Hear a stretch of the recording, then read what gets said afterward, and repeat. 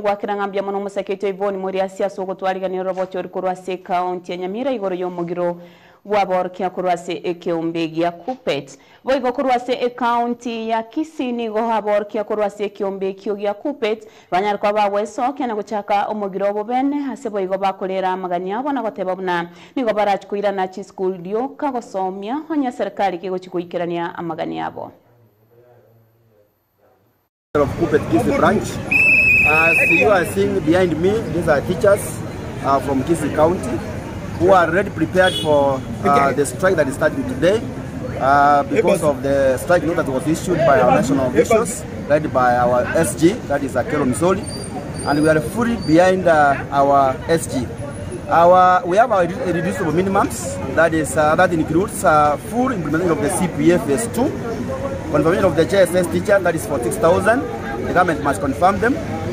Promotion of our teachers, the government must ensure that they have promoted our teachers, and many other demands, including our comprehensive medical cover.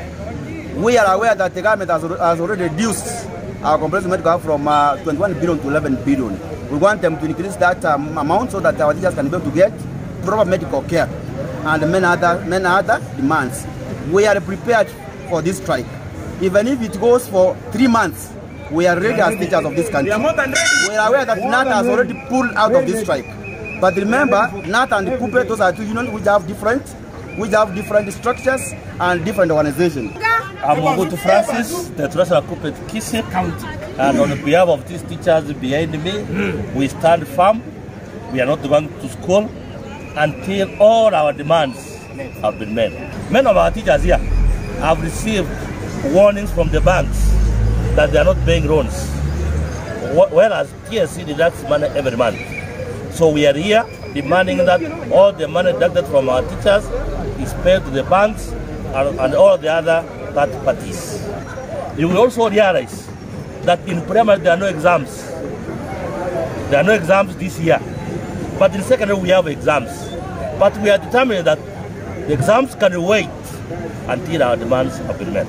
We were deducted our medical allowance to go to the comprehensive medical scheme. But now this medical scheme is a scam, and teachers are suffering. Every time you go to hospital, you must make a call.